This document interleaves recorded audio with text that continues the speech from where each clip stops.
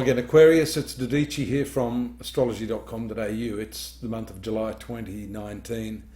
And this month, as I've said to some of the other star signs, it's going to be a bit of a continuation on from last month, where we saw this rather troublesome Mars-Saturn opposition in your 6th house and 12th house. And this month, just when you thought everything was clear and Mars was moving out here, you see it moving into your 7th house of relationships. On the 3rd, we see this impactful total solar eclipse here. Now that involves the Sun, which is the ruler of your 7th house of relationships, and you can see here Mercury and Mars in this area of relationships, and the Moon, which is the ruler of this 6th house. Now that has to do with health issues, and because this is linked to the partner, there may be some issues associated with, number 1, health issues of your partner, number 2, expenditure issues, and also because the North Node, or the karmic point here, is part of that. You may be delving into the past of your partner and trying to understand your relationships a lot better as a result of that. This is not altogether favourable, having Mercury and Mars here. And you'll notice very quickly here that Mercury goes into a stationary position around the 7th while it's being hammered by Mars. Mars is a quicker moving planet, which relates to communications, and it usually moves quickly away from this ominous conjunction with its enemy, Mars. But here we see this stationary position on the 7th, then it has to go back in its retrograde motion. So you've all heard of Mercury retrograde. Here we see it going back, and it has to pass over, as it just did there around the 9th. So that could be a critical day for some of you.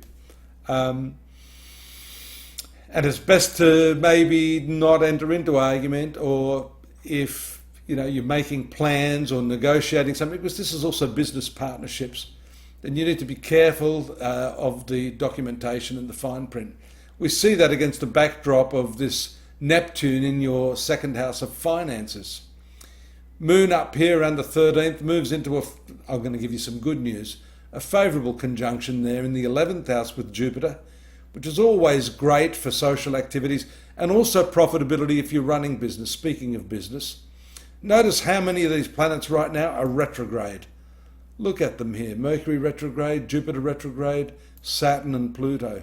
Now the other important event here happens on the 17th, which you see here right now, with the Moon here moving into its full moon stage, right in the company of Pluto, Saturn and the South Node.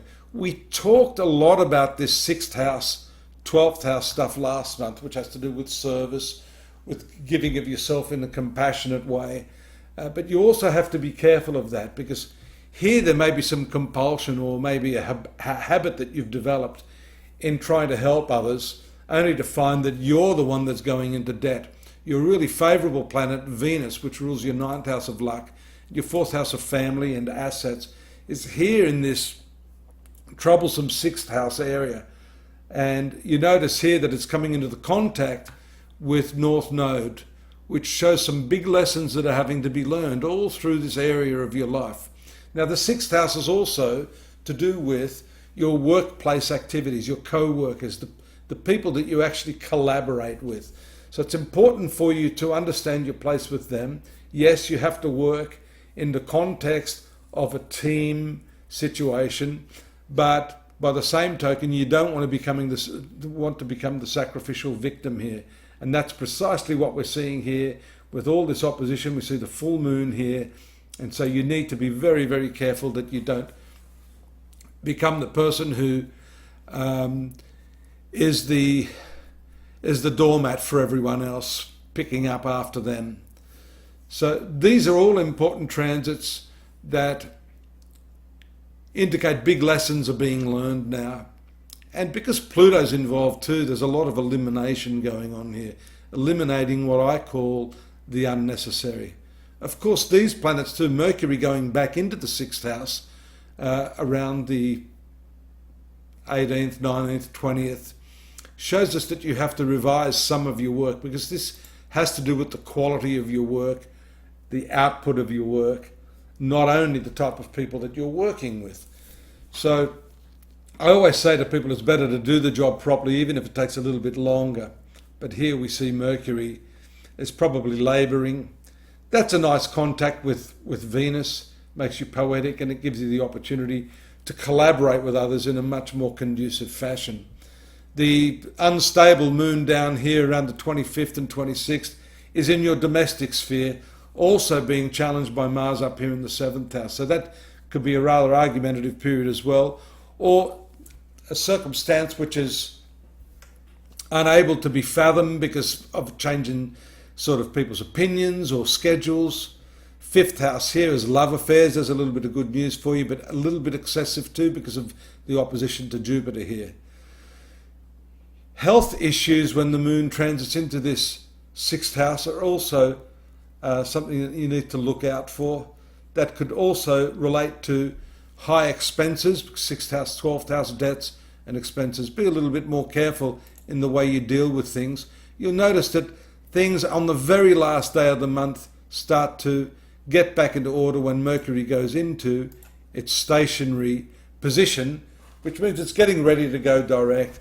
And so the early part of August is when you should start to see all of this picking up. But that's for next month's reading, and I hope you'll join me then. In the meantime, subscribe, drop me a line if you've got any questions. And for those of you that really want to explore your horoscope in more depth, I'm here and you're more than welcome to engage me on that, and I'll show you how we can make that happen. Drop in at astrology.com.au for more on July 2019. See you next month. Bye-bye.